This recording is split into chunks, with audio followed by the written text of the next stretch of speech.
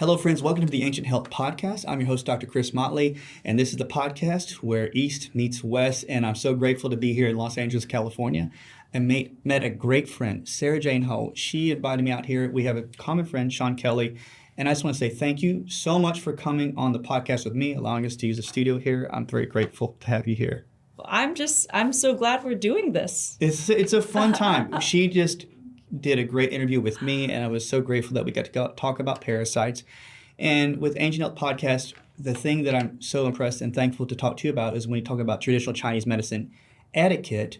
But one of the things that if you guys follow her page and follow her Instagram, Netflix special, is that I really appreciate when you're able to understand energetic flow in a room, or the energy or the mechanisms behind each small choice in your life. And I say this like from what you eat, from what you put on, from what care products you use. So we're going to go down these trails, but I know how some of my listeners, what they want to hear. And I think one of the big things that they always want to hear about is your story, because I really do like to hear about who you are and why you do what you do. Can you give us a synopsis about what you do? Yes, I'd love to. So I grew up in Hong Kong, which really is the city of East meets West, because Hong Kong was a British colony up until 1997 for almost a century. Wow. And because the Brits, they did what they're good at, which is just taking things. So they took Hong Kong, which at that time was, quote unquote, a barren rock, was how they described it. And you do have to give it to them. They turned a barren rock into, the financial capital that it is today. In 1997, they returned Hong Kong. The Brits returned Hong Kong to China. And so, I lived through this, we call it the handover. And so it was the handover, and now, Hong Kong is part of China. When I was 14 years old, I left and came to study in the States. So I went to boarding school here. I went to Phillips Exeter, Georgetown, and then Harvard Business School. And when I graduated from Harvard Business School, I had the idea, I was 26 years old at the time, to move to Beijing and open an etiquette school. Wow. So that was to bring the concept of a Swiss finishing school to China. And it wasn't for children, it was for ladies. And it was a very boutique, high-end, elegant finishing school where ladies would come and they'd learn how to be a hostess. So how to entertain in the home, how to put people around you at ease, how to, throw dinner parties, all this kind of fun stuff. And then, so I did that, I launched that in 2012. And then after a few years, Netflix heard about it, and we made a show around it, Americanized the show. It was a makeover reality show. Oh, wow. And that came out in 2022. And I'm very grateful to that because it gave me the opportunity to come back to the States and kind of pursue my dreams here. Yeah. Because I was in mainland China for a very long time, for a decade, and running my etiquette school. But I feel that for me, I feel like I need to be expanding and learning new things and growing as a person. And so to then come to the States and be involved in to be doing my Netflix show, to be launching a podcast, to be writing a book, and to be learning about energy and spirituality in a different sense, in a Western sense almost, because in China, I'd obviously been very exposed to a lot of Feng Shui, Tai Chi, all that kind of Chinese energy and TCM. But then to come over to here to LA, which is such a special city, it has such a charge to it for me, and to learn about Kabbalah, because now I'm studying Kabbalah, to learn about plant-based medicine, to learn about Akashic records, for example, or psychics here. That's really rounded out my spiritual growth, to have both, the Western in addition to the Eastern that I grew up with. Wow. When you were in China, when you did spending most of your, young life there, was there a heavier spiritual influence or energy, or did you, I don't know, right offhand, did you learn a lot about different energetic aspects of life at school, or what was the... Well, not at school, not so much at school, but it's something that Hong Kong people are very superstitious. Oh, really? And Hong Kong people, a lot of us are from Guangzhou. So we're from southern China. And then they fled southern China. Some fled because of the communists, some fled because of the Japanese occupying China. Yes, right. Totally. So for my both sets of grandparents, one fled because of the communists, the other fled because of the Japanese, and then settled in Hong Kong. And so a lot of the feng shui and like the Chinese medicine stuff, really is so rooted in Hong Kong. Mm-hmm. So I grew up with feng shui masters running around the house. It was very normal for me. And even, when I was on Sean Mike Kelly's podcast, I told an anecdote of how the boarding school that my parents ultimately decided for me to go to, which was Phillips Exeter Academy, was chosen by our feng shui master. Really? And he obviously didn't know anything about like schools or like Milton or Choate or Andover or Exeter, but he just had my dad draw on a map the northeast coast, like New England, right, as part of the America, and dot out the schools, like where each one was on a map. Yeah. And he said, oh, it's very simple. The more north your daughter goes, the harder she'll have to work. And Phillips Exeter Academy was the northernmost dot. Is that New Hampshire? Within New Hampshire. Yeah, it's the northernmost dot. And he also said, and if she goes to this school, she'll get into Harvard. So obviously that just did it for my parents. They were like, she's going there. Okay, that school, is it up near the... It's Exeter, New Hampshire. New Hampshire, yes, because that's over... I know exactly. I have some people that know that place. Okay, anyway, seriously, because... Mark Zuckerberg went there. He was a year ahead of me. Wow. A lot of interesting people. So you went there, and they said she'll go to Harvard if you go there. Yeah, and you know what's funny is I then applied to Harvard undergrad, right? Yeah. But I got rejected. And so then I remember my dad being like, well, maybe Master Rambo wasn't that correct. But guess what? Then I got into Harvard Business School. So when they did feng shui, when you learned from when you're younger and then you went to school, did you do your room in a feng shui manner? Oh my gosh, so my dad would give me these things that I had to burn in my room before I moved in and all this stuff. It was like a red triangle for a blessing. And I was like, I'm in my room in this prep school and there are smoke alarms, there's smoke detectors. And my dad's like, no, you have to burn it. He was very insistent. And I was like, well, Isabel Forbes lives upstairs from me. Well, Isabel Forbes? From the Forbes family. Yeah. It was like, I was like, I'm not sure. But then I was basically burning it, holding it in a tin can outside of my window while I was burning it, hoping that Isabel Forbes wasn't smelling smoke and setting off the fire. Somebody's doing moxibustion down I know. there. Yeah.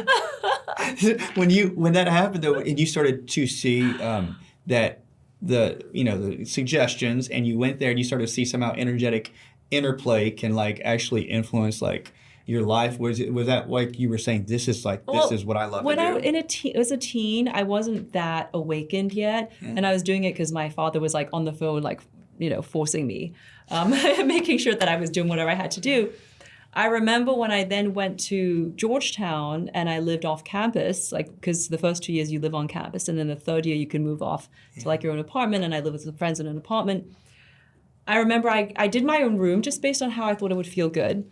And my mom said, oh, send over what your room and how you've arranged everything now. And we'll have a friend of ours who, I think one of her friends who knew feng shui, look at it.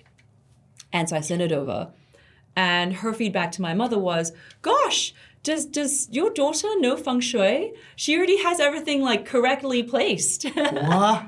You naturally did it. But it was just what felt good. And I just kind of, I just did it based on that. And which is what feng shui is, right? It's what should feel good. I don't think I really did a deep dive into sort of the spirituality and seeking more depth or more answers from spirituality and energy until my mom passed away. Really? And they actually say, I remember seeing on an interview somewhere, I think maybe it was on one of Oprah's interviews, a guest of hers said that 2 things awaken your soul. And it's not religion, it's not whatever. 2 things awaken your soul. It's great love or it's great suffering. And so when I was 21 years old, it was my seniors. I just graduated from Georgetown. My mom passed away from liver cancer. And from diagnosis to death, it was 3 months. So it was quick. Thank goodness her pain wasn't dragged out. So, it was, for me at 21, it was the biggest suffering I'd experienced in my life. And that led to a bunch of experiences spiritually. Even I remember one of my parents' peripheral friends who my dad hadn't even informed him that my mother had passed away, and he was really a peripheral friend. But he suddenly called my dad and he said, I have a message from your wife. And it was 3 days after my mom passed away, when we hadn't even told friends, right? And so when this stuff like that happened, and I told my dad, I was like, who is this uncle? I want to meet him. Yeah. And I never met him before because he was a peripheral friend of my parents, and I was 21, and I had a one-on-one coffee with him, and I was like, "Why did my mother die?" And he was telling me all these, he was telling me why from a spiritual sense. So that's when I really like, that was my first deep dive, and then my second deep dive, I would say, was when I was 26 years old, and I moved to Beijing to open my school, because then I was surrounded by all this stuff, and all my local girlfriends were really into this stuff. And I was consulting like local Feng Shui masters and looking at how maybe my Chinese name, for one point I changed one of the characters of my Chinese name because the brush stroke of the character would change my fortune. Oh, right, that's also like your name. So the angle, or like the number of strokes in a Chinese character. So for example, like the name Ho in Mandarin, it's written with 1, 2, 3, 4, 5, 6, 7 brush strokes. Okay. And then because Chinese names usually consist of 3 characters, right? So Ho, your surname comes first, and then you have 2 more characters that make up your name. Yeah. And what you do is you add up the brush strokes of these characters, and then the final number, whether it's like 57 or 49 or whatever, you then, there's actually books. My father has a book. Yeah. And you go to like whatever number the brushstroke was, and that tells your fortune. Well, so like, let's say you had 57. Would you add 7 and 5 to get 12, and then do 2 and 1 and 3 to get 3? I mean, I'm saying, like, you know what I mean? Like, if there's like, do you add all the numbers to get to a single digit to know which number? Yeah. Wow. So, and what's interesting also with my father, because my father when my mom passed away, he gave up all his business and just deep dived into this stuff, because we had Feng Shui masters. When my mom was diagnosed, one of our Feng Shui masters told my father the week that my mother would die. Basically, in not so many words, he gave us a date range, and he said this will be the worst part of her sickness. I mean, what does that mean? Like, so when that really affected my dad, and then he went into like, all the numerology of the name, the brushstroke of the names, the this, the that, the Feng Shui. And what my dad did, because he's a Virgo and he's a very serious student, is, for example, when sometimes in Hong Kong, there was a big celebrity that committed suicide, and my dad immediately started like counting the brushstrokes of his name, and opened up his book, and it said unnatural death. wow. Yeah. So it came to the effect that like a lot of our friends, when they're choosing names for their newborns, they would go to my father. Truly, and give the name like no. He'd be, what do you think of this name? My dad would help him look at it and be like, well, maybe you want to add another brushstroke. Maybe instead of this character, you can use this other character, which sounds the same. No, okay, so you know me, I don't want to get to this thing where I'm like getting too technical. I just wonder too, because we know like Sean Mike Kelly has 2 other guys that go on there that are big numerologists. Oh, I didn't know Sean was a big numerologist. No, not him, but 2 of his friends. He's had really? some. Yeah. Oh my gosh, I should ask him for the. You had Gary, the numbers guy, who has a lot of controversy. And there's another gentleman, but when they talk about numbers, I've always wondered. I'm not saying I know this. I've always wondered, when you say like a book that would say like brushstrokes, that if things are really frequency based, like some people say it's all frequency, it's all energy, like numbers would matter though. Numbers would matter in the frequency ranges, and like, do numbers attract different energies? And so I'm always intrigued by this, because when you said your mom passed, unfortunately, at that time, you guys know that in my world, like I'm a pretty mechanical guy. I know, like, I always say I'm like a monkey on a computer. I just, give me things to type, I'll do it. It's just, I'm very woodsy element, and I go for it. I'm a horse. I just run, work hard. But whenever you start to see that things can be like, I love to learn about no coincidences. I like to hear about things like that, where these numbers mean up to this, because the guys he's had on his podcast have said they've looked at different numbers of different individuals, and literally to the month things have happened. And the guy's like, well, I'm not fortune telling, I'm just telling you what their numbers say. And I'm like, anyway, I want to. So when you did this, and you, like, your dad's big into that, do they, with Feng Shui, people out there are like, okay, I know my crowd, they'll be like, okay, that's kind of different. I'm like, but I say with Feng Shui, is there ways to actually, I know you're saying this, position your room, or position, like a basic example of colors, or that would actually feed you? Like you have to have position a certain way. So here's the thing, Feng Shui is so encompassing. And there are so many different, what's easiest for Americans to understand is furniture arrangement. Right, that's because that's the most practical thing. So it's like, oh, how I put my bed. Okay, you never want to have a mirror reflecting onto the bed, because that means a third party will be interfering in your relationship. Really? Affairs.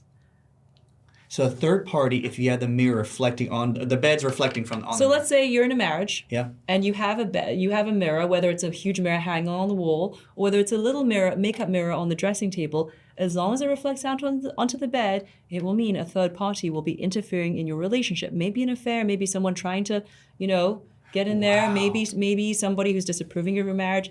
But that's what it means, and every single Chinese person knows this.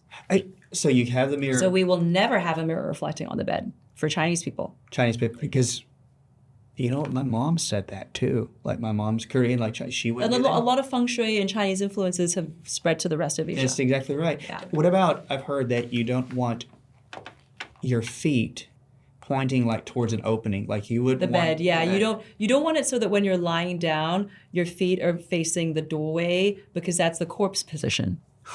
So back in the day when people died and you prepared them to be like, there was usually a little funeral procession thing, you would put the corpse with their feet lying towards the door. But also, if you think about it, if the door's open and you're lying down, all your energy is rushing out. That's right, because it's rushing out there. Or your tea is rushing out, right? I love the way you say tea. I love it. Oh my Tea. goodness. Okay. Wow. So could what if the tea is running out the door? Yeah. What- Well, then it's draining you, right? And because as a human being, we want to have more qi because that's more energy. We don't. If once we're depleting of qi, then that is when like yin energy can latch onto us easily, right? When like our constitution, I guess in your TCM terms, our constitution is not as strong, right? We're not as yang. Not as yang, so it's like it can flush. So if you're sleeping in that position drained, for yeah. 7-8 hours a night, it drains You. What about?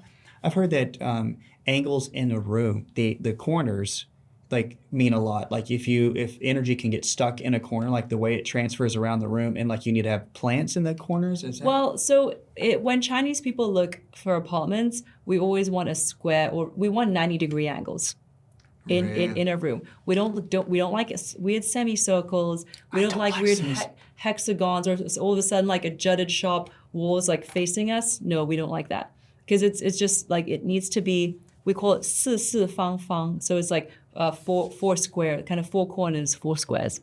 Whoa. Okay. Yeah. So you have these, I mean, basically like rules in a good way, like rules, like telling what to do. Principles, yeah. Principles that you have, and then it basically means that you would cultivate more energy and more life force in your body, basically. Yes. And so what about for you? Like we were talking before, like I was saying that you have like the face shape has basically a nice jade-shaped face, a little bit Thank rounded. you. It's like where it's like, it's very, like hospitable and kindly, but always And that's also abundance. You don't want to be too Abundance. skinny. In Chinese culture, it is inauspicious for a wife to have a too pointy face or to be too skinny, because it means she's not bringing blessings or abundance to her husband. Wow. Yeah, like you want like a rounder face. You don't. Yeah. That's like I've heard that. And they say you want a chin that catches wealth. So you don't want, you want a chin that's like, you want a chin that's sort of protruded out like this and that catches wealth. You know what's funny, because that is amazing, because my mom she has a flatter face. So what happens is my mom Most Asians do, by the way. has a flatter face, and it was like a wall face, but she would, unfortunately my mom would like put herself down, but she had more of a round nose. But she would always say that her grandmother would tell her that she had more of a frog face or a frog nose. And she goes, that's good, because you're going to get wealth. You'll bring a lot of wealth. And so my mom would always like put herself down, because she always wanted to have a nose like yours, like kind of more point. You'll see a lot of Koreans that they'll get their nose surgery. Yeah. Basically, all Koreans do plastic All of them surgery. do it. Like as teenagers, they get their face done. They get a lot done. And so, but my mom made a good amount of money in her career, and that's exactly what she did. So with that though, like when you're talking about like face shape, like you have elegance, like you like elegance, just like from who you are. Do you have particular like colors that you need for you, like the frequencies of colors and such? So I've always been drawn to pink, like even or like shades of pink. So lavender here, and in Chinese, in feng shui, we say you don't want to be wearing black or dark or heavy colors, because those are yin colors, and that attracts yin energy, right, which is like dark or shadow. So that's why we like to wear red on festive holidays. Like red is good luck, it's prosperity, all these things. So usually it's better to wear more bright colors as part of energy. And you know what's interesting? I was listening to Sarah Blakely on do a podcast interview where she was talking about how she only wears bright colors because she's very superstitious. Really? And I was like, wow. And she's really into spirituality and crystals and meditating and science from the universe. Yeah. Which is something of a new path I've been going down recently this year since moving to LA. Mm-hmm. And my psychic told me to wear more pink. She just last week, she was like, you should wear, pink is good for you. You should wear more pink. And I was like, you know what's funny? I've been really drawn to pink, and even my feminine care brand, like the branding is all pink. Wow. Yeah. It's like whenever, when you see that there are patterns that are you're drawn to, like people out there are listening, they're going to say, you know what? I love this particular color on me. I love the way it makes you feel. Like I know people that buy cars that are pink or buy, they always do that. So there's a point to that. I mean, I think you should listen to the universe. Like we have, but our bodies, the universe tells us something, our gut, right? The energy. And I think it's important to just listen to that. Like that's when people say, do what feels good to you. Like that's part of that. Wow. So whenever you learn this for your etiquette school, I love to get the information because I want to talk about how your school and what you've cultivated on the podcast helps you create more confidence. Okay. So when you went to school and you started the etiquette school, what do you start people with? Like, what's the first thing they come in and you're like, you're doing this at the very beginning? The first class is deportment. Okay. Deportment. So yeah, people are like, what's deportment? So deportment is how to carry yourself, how to sit, how to walk, how to stand, where to put your hands. Because how you carry yourself is so much of the first impression even.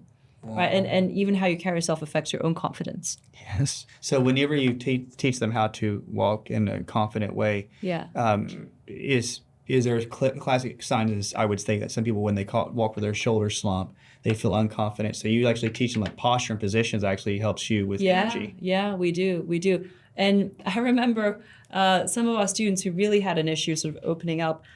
We'd put something called a beibei jia on them, which you just buy off of Taobao in China. But it's almost like this band that they wear on their shoulders. Around their shoulders, and it just forces them to really open their chest.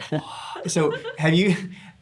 You know what? I saw a device one time where they have a sensor on the back where you can it'll tell you if your shoulder's slumped because it hits a sensor. They wrap it around the shoulders. They had one. I think my dad's friend was telling about it because he was this older guy that always did this. So, in Chinese medicine or within Feng Shui, they say walk with confidence. So that was one of the first things I want to ask you. When you talk about reading the energy room, does your Netflix special, do you teach people how to read the energy in the room? For confidence? Yeah, well, the funny thing is one of the opening chapters of my etiquette book, Mind Your Manners, is I talk about a concept called reading the air. And that's actually a Japanese concept, but it's, every culture has its own version of it. Mm-hmm. And it's really like a vibe check, right? If you think about it in an American sense. For me, I think reading the room or a vibe check is something that I've gotten better as time goes on. Mm-hmm. And it's something you really learn to listen to your central nervous system for, right? And I remember there's a great quote which says, if your central nervous system doesn't feel good around somebody, that's telling you something. Yes. And I was like, gosh, I've totally been in situations where just being around somebody puts my nerves on end. And I just it doesn't make me feel good. Yes. And now, and that was, pretty recent, maybe just a couple of years ago that I realized that. And now I'm so protective of my energy. If I know that there's going to be a small gathering where somebody will be there who is not good energy, I'd rather just not be there. Definitely. So at some points you'd be like, I don't even have to go to that situation because it's going to be a bad energetic exchange if I go there. So you actually listen to your central nervous system. I think it's really important because people don't. They always go against sometimes their intuition. Right, exactly. That's crazy. And growing up in Hong Kong, because my parents did Qigong, and one of my mom's friends, she runs a company, she's CEO of a company in Hong Kong. And she's so good at Qigong that she's very good at feeling energy. She's so much more sensitive than the average person. And she said that when she would interview for positions, interview people who'd be applying for her company, it would be like a 2-minute interview because she'd just read the energy. She'd be like, no. And in fact, if she was with you, I remember she was with somebody and she said, are you having shoulder pain? And they were like, yeah, how do you know? She's like, because my shoulder hurts when I'm with you. And so that is a reflection of, And you probably feel this too as a TCM doctor, right? Totally. You get like sometimes when a patient comes in, I remember the first 2 times I experienced it, one lady kept having a cough, a really bad, she said like a dry, slightly phlegmy productive cough. And I remember the first time I experienced it, I was driving home after I worked on this late and I had no problems. And all of a sudden I started coughing. And I was like, oh. And now, like you just said, if you're around somebody, like if you get around, this is, to me, I like mechanics. But if you're putting 2 wires close to each other in the wall, like 2 copper wires, the transmission of electricity through one wire can affect the flow of the electricity in the second wire that run parallel. And one thing that I've noticed that they say that the electromagnetic fields will start to match each other if the wires are close enough. Yeah. And I believe that's what happens at times. I'm literally, what she just said, I will get near somebody and I will go, oh, my knee starts to bother. And I'll go, and they'll think, oh, you're I said, no, they must have latched, their energy must have like intertwined with mine. And I'm like, did your ankle hurt? And they're like, yes. How did you know that? It's not like I'm can read everything in a room or anything. It's just that you can feel it. So because you're more sensitive. More sensitive. Yeah. After a while, and this is... And you do Qigong, right? You do Tai Chi and Qigong. So you learn how to, like, whenever you heighten your sensations, because, I have times where patients would say, well, I don't know if I want to do that because it may be a little too esoteric for me. I don't know when to, and I'm like, I understand that. But what I have found was this one Chinese physicist was saying that, he had a good explanation. He said that the heat sensors, the pressure sensors, the pain sensors in your skin, in your hands, you get used to your daily life, like your program, like you know what it feels like to pick up the bottle or something. And they say that if you practice like your mom's friend, that they've heightened their sensations, those sensors so well that they can feel the slightest pressure, the slightest change, pain. They can feel pain. Because I know, you go to a room, some people have said, that person's heart's breaking. And I'm like, well, how did you know that? And I've had some friends that do that, and they're like, I know their hearts hurts. Yeah. And they say that vibrational patterns, like your body's really sensitive to it, which I think is amazing that people can train their body that way. Yeah. So for you though, like when you teach people, like when they're coming through your courses or what you see in your book, when people have low confidence, like how do you teach them to get, like what are some of the things you say to get your confidence up? What can you do? So it's funny, I there's a case study I like to quote. One of my students called Jing Jing, and she was very young, in her early 20s. Her father, who's a successful businessman, but a very kind of overpowering parent, he signed her up because she was so shy. She could barely string a sentence together. She spoke, her voice was like a whisper. She had this long hair down to her waist. She wore head to toe black. Oh. Yeah, it was bad vibes. Yeah. And she clearly just lacked so much confidence, probably because of her overbearing father. Mm-hmm. And so the homework I gave her was, well, firstly, we always break for lunch, and we were having lunch at a French restaurant in Shanghai. And I told her, I said, when the waiter comes around, I want you to look him in the eye, and I want you to say, the food here is very good. And she, she said it the first time, but he didn't hear, so she kind of missed it. I was like, doesn't matter, he's going to come again. Say it again, louder. And then she said it, and he obviously smiled because he was happy to hear that. And then she smiled in response. She was like, so, happy that he was happy. And when we left, I said, say the same to the maitre d'. Say you like the food and you're going to be back. So she did. And also in class, I would make her repeat things until she got it to a certain volume. I'd be like, wow. I can't hear, louder, louder. I mean, yell. Her yell was like my normal. Mm. And then I gave her homework, which was for the next 30 days, make conversation with one stranger and report back to me. Like write a journal, report back to me. What? And she said it totally changed her life. Like on the day, because she flew in from a different city in northern China. So she flew back. She said she made conversation with the person next to her. A week later, she said she was sitting, a week or two later, she was already, when she got into a taxi, she would sit up front in the passenger seat in order to make conversation. Really? And I was like, it worked. I was like, wow. And then she said after a month, yeah, she went for a haircut, and the hairdresser told her she was a lovely and outgoing girl, and she cried because nobody had ever called her that in her life. And so people think that, oh, I'm an introvert, like I'll never be an extrovert. But actually, it's just about a little change every day. And it takes 30 days to form a habit. Some people say 60 days. But as long as you consistently are doing something, like within 30 days, 60 days, you'll get there.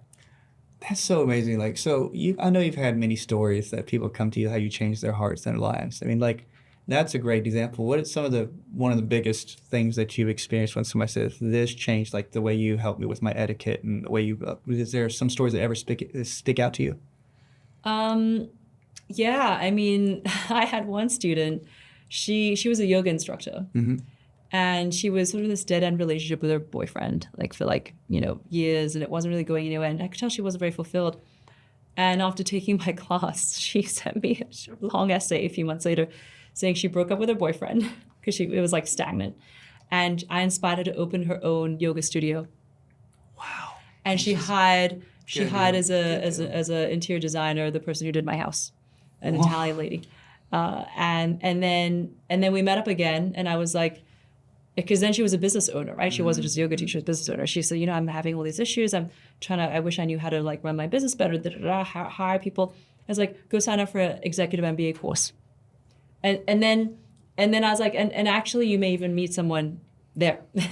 And true enough, she signs up for this executive MBA course. Next time I meet her, she's like pregnant and having a baby.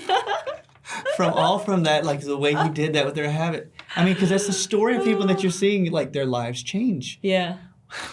I mean, when you say about having somebody say something to the people at the restaurant. Yeah. My father was a drill sergeant. Wow. And I was so shy. People would say, you're not that shy. It's like, no, even your friend Olivia, he was saying because you're shy, right? I was like, yeah, I am. Because the way I hold my hands. And I was like, I am. And so my father, I wouldn't say much. I would always like sort of cower over. But a lot of my friends with parents in the military are more shy. They're more shy. And my dad would give me money, and he would give me $1, and he would say, I need you to go get me 4 quarters. And I would go, why? Like, and it would literally irritate me. Like I'd get mad, like, but Dad, I don't want to go. He goes, no, you're going to have to go. You need to go up there and ask them. So he made me do it.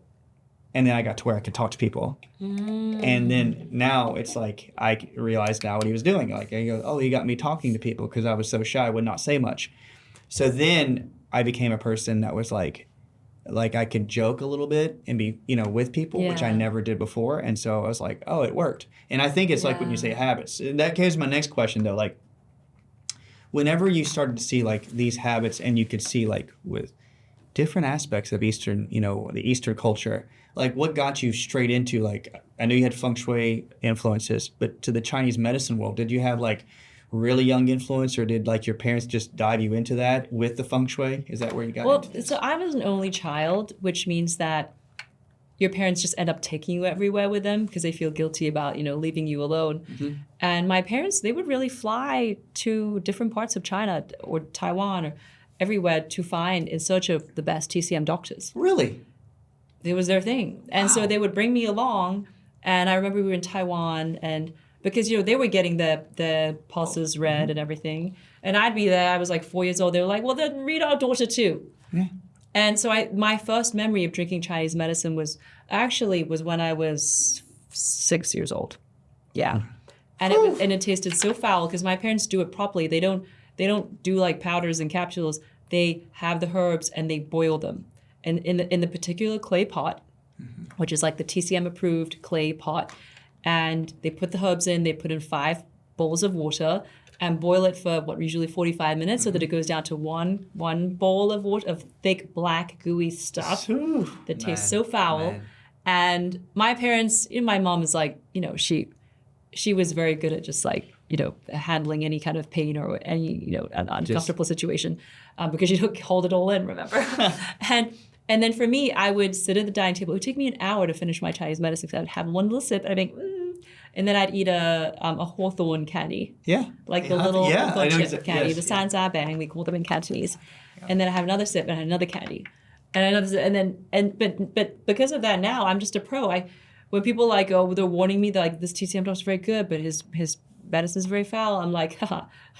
Like I can handle anything. Exactly. Whenever I remember when I had Lyme infections and I got diagnosed, I would have concoctions of tinctures that were so bad that I remember I tell people, my patients, I go, I've tasted about everything, like a lot of stuff. And it's like, there are some that are so pungent, but I'm so used to it. Like I just down it. I don't even think about it.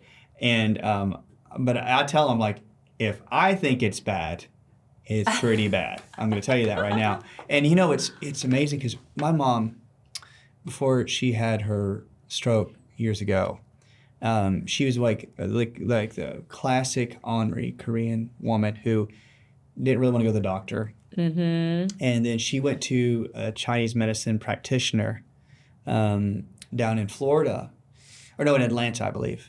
And the practitioner told her, because she'd had this mass around her stomach, and I felt it. I was like, Mom, what is, I was doing an exam because I was in school, and I was like, no, we need to get this checked. And she didn't want to go get it checked. She's like, no, I'm going to go to my doctor. And they did her, pulse points, did tongue tests for the first time. Like, I was like, oh, that's pretty interesting. And the gentleman said, I can't diagnose you. He's like, but I don't believe it's cancer. He goes, I'm 100% it's not.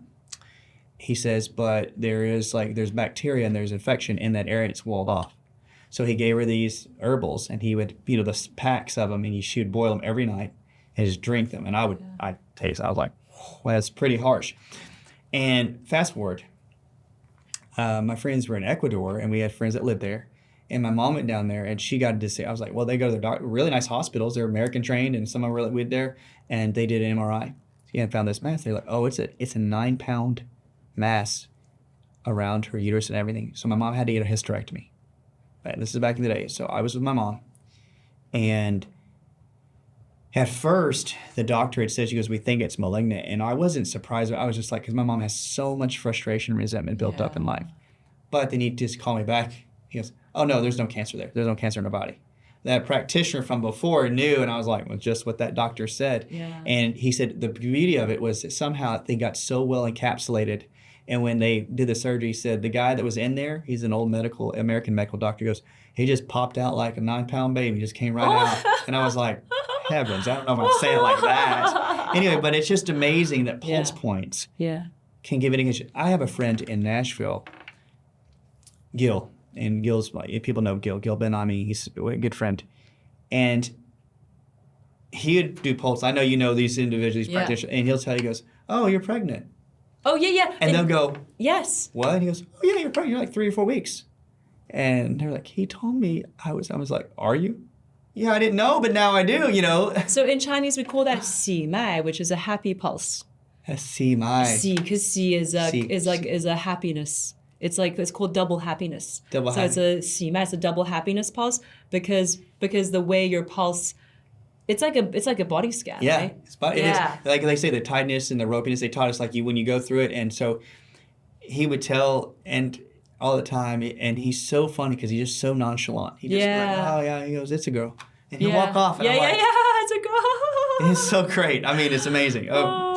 So when you learned that you were a young age, and what do you think, with you learning that and you come here or you're in China and you're teaching all these things with etiquette, is there a resistance? I don't know how to word this. Well, you know what's really interesting is, so in my Netflix show, which is called Mind Your Manners, it's a show about etiquette. It's a makeover reality show it's kind of like Queer Eye, but instead of 5 gay guys, it's me, one Asian girl doing the makeovers. Yeah.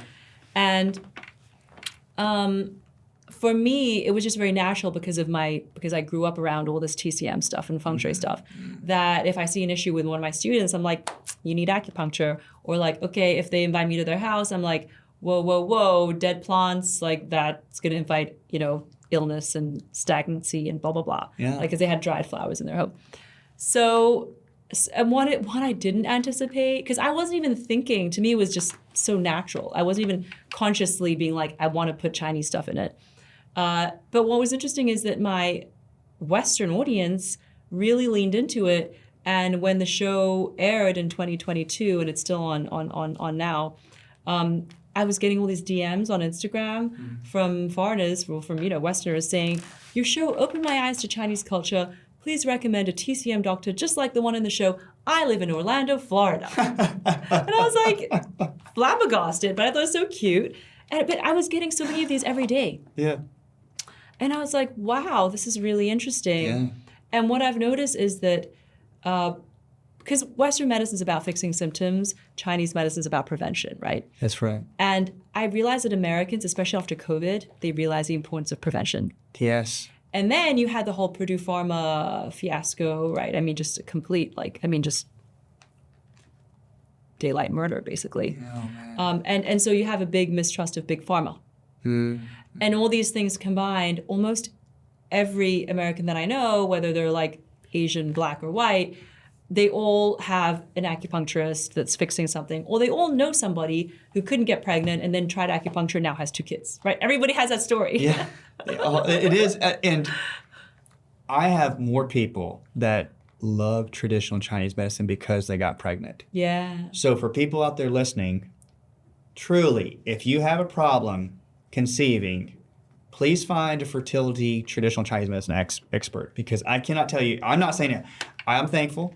Over the years, we've had some individuals that we've helped with their pregnancy. But to me, it's like when they describe it in the sense, like you say, it's prevention versus just cleaning up something. So preventatively, they would look and find, let's say, maybe conditions within the ovaries or the cervix, uterus, the qi that's not going down into that area properly. And I've had other practitioners work on some of my patients, cleaning them right up, giving them the herbs. And they're like, oh, yeah, I did this for 3 months and I'm pregnant. Now, I'm not saying it happened to everybody, but a majority of them. Oh, yeah. And so more people are going in this route. Yes. I can tell. One more sidetrack, though. When you said plants are dying, because people out there want to know this, if you're in a room and you said plants are dying, is that an indication of of course they need to be fed. That means it's an indication of the energy. The energy is not good. Because I have a friend, oh my word, Henry. Henry's my plant. I'm all at someone.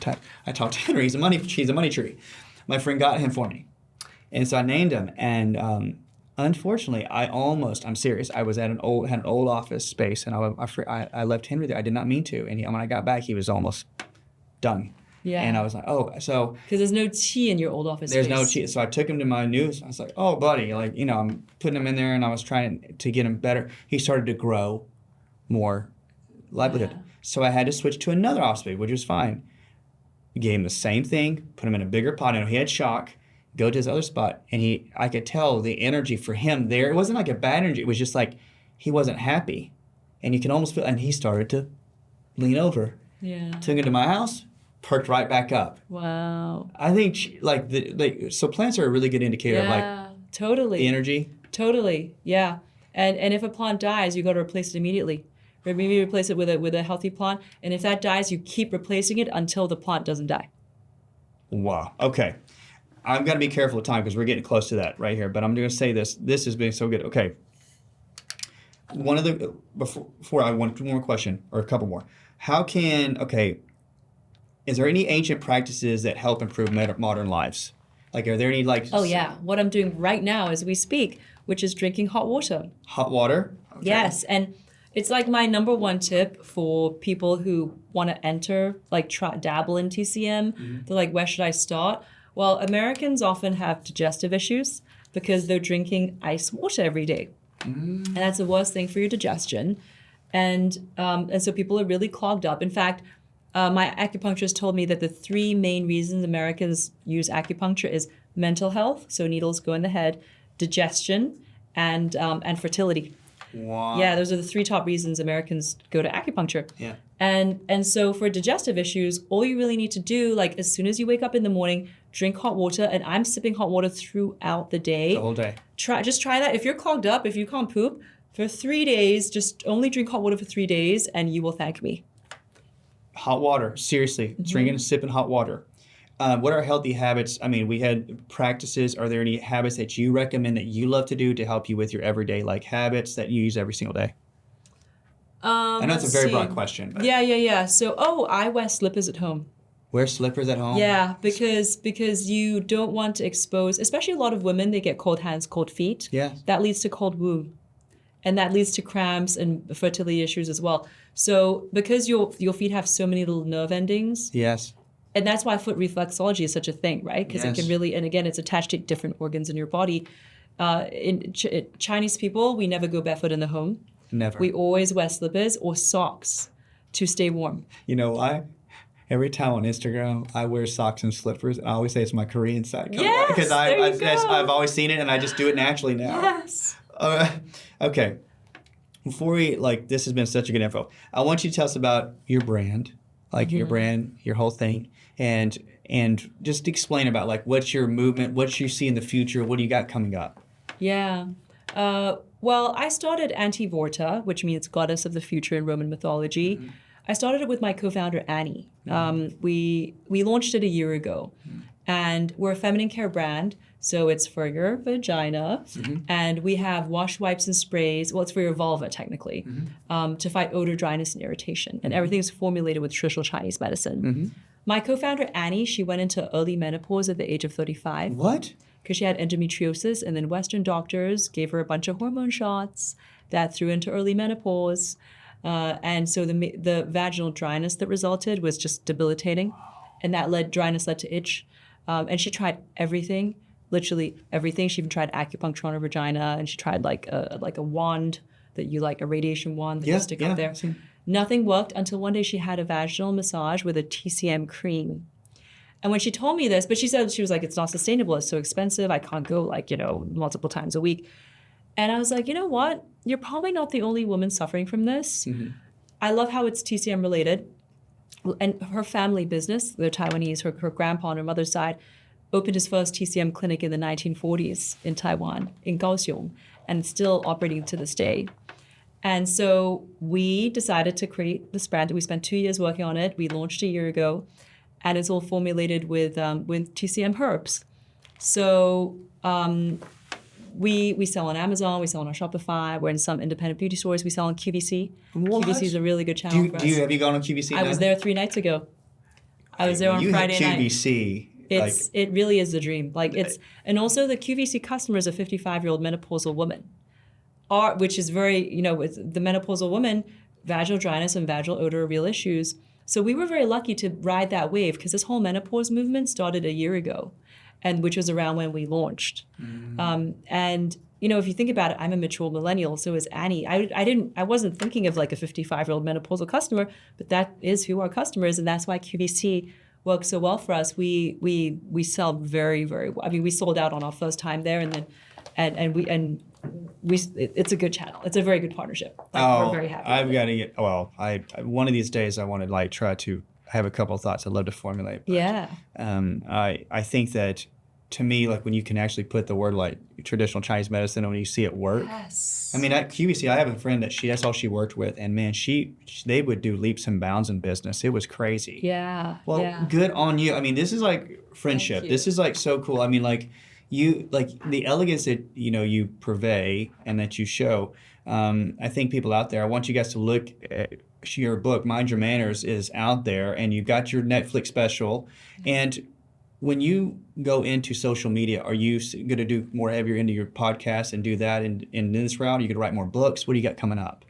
Well, the podcast has been really interesting for me. At first, I thought it would be more etiquette related, but now it's really kind of gone into more just healing related, storytelling and healing. And also because I bring the Eastern perspective. And it's been very transformational for me too.